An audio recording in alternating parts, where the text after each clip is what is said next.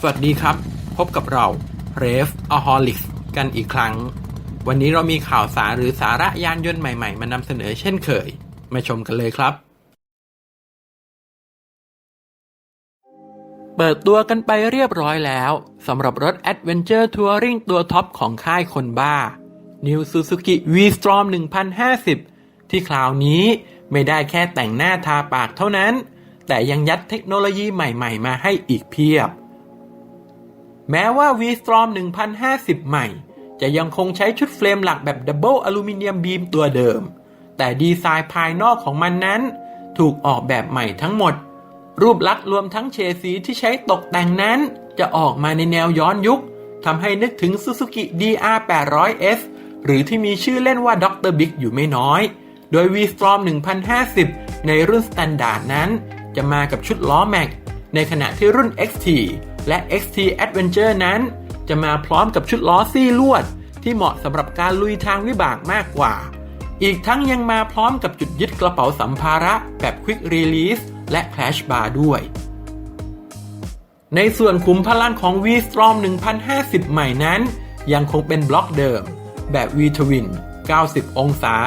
ระบายความร้อนด้วยน้ำ Double Overhead Camshaft 8 วาล์วขนาดความจุ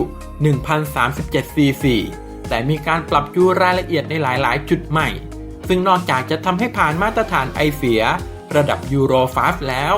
ยังทำให้พละกำลังเพิ่มจากเดิมเล็กน้อยเป็น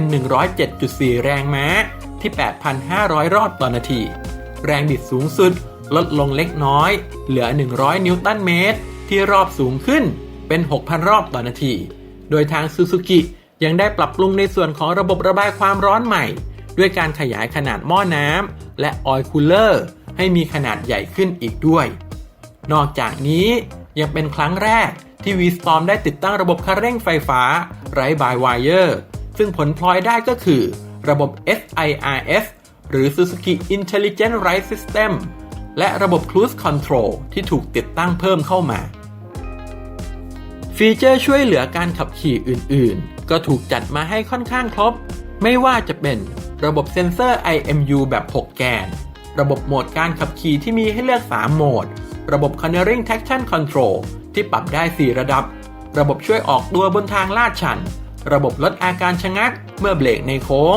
หรือลงทางลาดชันระบบ Cornering ABS ระบบ Combine Brake ระบบป้องกันล้อหลังยกเป็นต้นด้านระบบช่วงล่างนั้น Suzuki V-Strom 1050 มากับระบบกันสะเทือนหน้าแบบหัวกลับขนาดแกน 43 มิลลิเมตรสามารถปรับเซตได้ทุกค่าจากคายาบ้า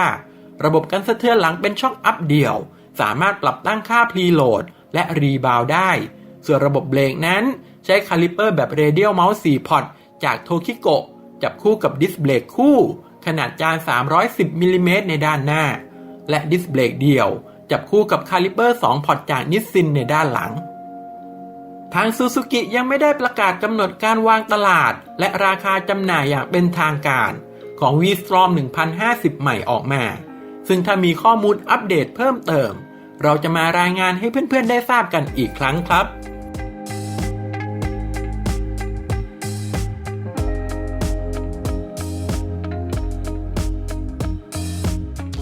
ถ้าชื่นชอบคลิปนี้ก็อย่าลืมกดไลค์เป็นกำลังใจให้กับเรากดแชร์เพื่อชวนเพื่อนๆมาดูด้วยกันและอย่าลืมกด Subscribe และกระดิ่งแจ้งเตือนเพื่อรับสาระยานยนต์ใหม่ๆได้ทุกวันครับ